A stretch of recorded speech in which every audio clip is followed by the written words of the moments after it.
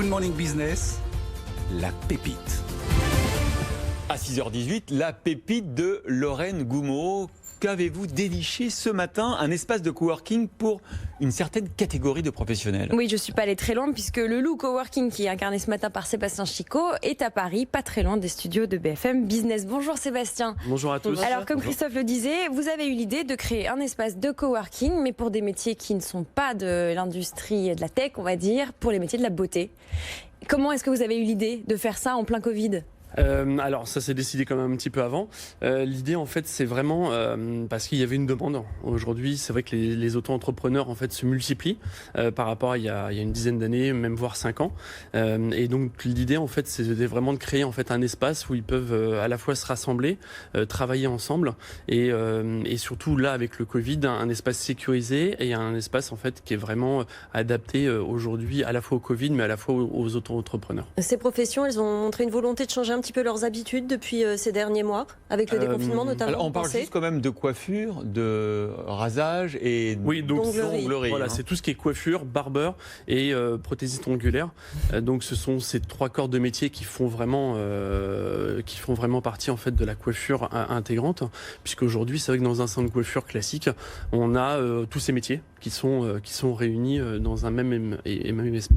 Et donc en fait, vous avez décelé chez les indépendants, les auto-entrepreneurs, les micro-entrepreneurs de ces métiers-là, la volonté d'avoir un endroit quand même pour accueillir le public plutôt que d'aller à domicile par exemple. Non, en fait on a créé, c'est vrai qu'en France ça se développe très peu, c'est pas encore énormément développé, on fait partie des premiers et l'idée en fait c'était moi de mon métier puisque je suis coiffeur de base, je me suis aperçu justement de cette tendance qui fait qu'aujourd'hui les indépendants ont du mal à pouvoir orienter et pouvoir gérer sa journée complète à faire du domicile, surtout avec le Covid. Oui. Et donc du coup en fait c'était vraiment de créer cet espace pour eux, aménagé pour qu'ils puissent se sentir à la fois chez eux et pour qu'ils puissent travailler convenablement et avec toutes les règles aujourd'hui.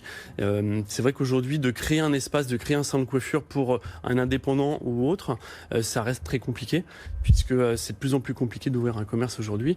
Et l'idée en fait c'était d'apporter cet espace pour que ces gens puissent à un moindre coût en fait ouvrir entre guillemets leur propre salon. Alors moindre coût, parlons-en. Qu'est-ce que ça coûte de venir travailler chez vous, d'opérer dans vos locaux à Paris par exemple à la journée ou au mois ? Alors en fait c'est très simple, on a voulu partir sur quelque chose de fluide, donc à partir de 2 heures on peut venir, c'est 25 € les 2 heures, la journée c'est 69 € et après on peut opérer sur un mois complet avec des horaires qui vont aujourd'hui de 10 h du matin jusqu'à 20 h le soir.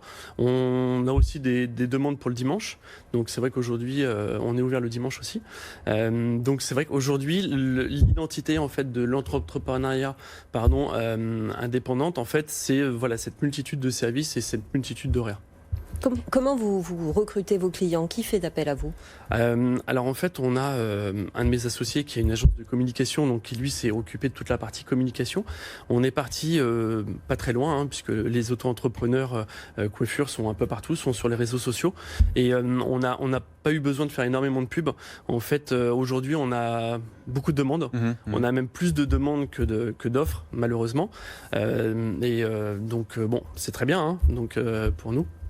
Dernière question quand même, vous êtes associé à la marque Vela qui est filiale de Coty. Est-ce qu'ils vous financent en partie? Est-ce qu'on est obligé de prendre leurs produits quand on vient faire du coworking chez vous? Alors, c'est un partenaire, c'est pas un partenaire financier, c'est un partenaire en fait humain.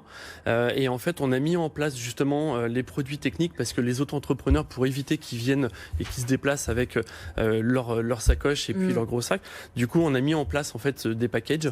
Et en fait, c'est surtout pour tout ce qui est formation sur lequel on s'est associé avec eux, puisque du coup, c'est pas de les balancer dans notre concept sans les diriger.